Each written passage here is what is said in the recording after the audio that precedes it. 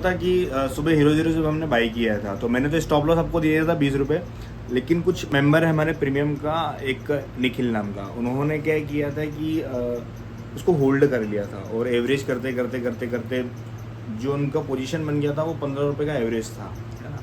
करीब 35-40 हज़ार रुपये से भी ऊपर का लॉस हो रहा था सिर्फ हीरो जीरो के अंदर। ये देखिए करंट जो लॉस है, लास्ट का जो स्क्रीनशॉट है ये आपको दिखाता हूँ, 34,000 के आसपास का लॉस हो रहा था, है ना।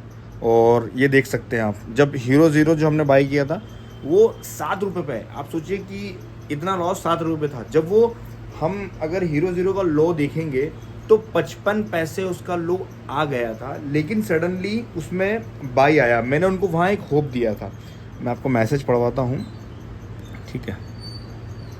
एक मैसेज आपको बताता हूँ कि हमारी जो डिस्कस हो रही थी आपस में, क्या डिस्कस हो रही थी। सुबह से जब वो डिस्कस हो रही थी तो मैंने उनको ये बोला था कि और बाय करो, फंड हो तो एवरेज 10, 15, 12 का लेकर आओ, टारगेट 20।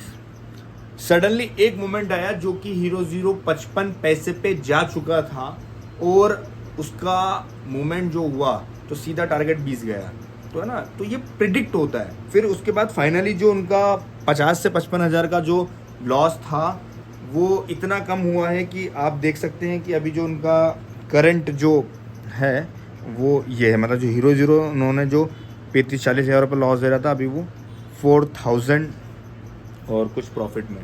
मतलब मोमेंट कभी भी आ सकता है। आप ये ध्यान रखते हैं कि जिस दिन मोमेंट नहीं आया, कभी कभी ऐसा होता है कि लास्ट के कुछ क्षण में ऐसा मोमेंट आ जाता है जिससे पूरा सिनेरियो चेंज हो जाता है। तो ट्रेडिंग से कभी भी डरो मत, है ना।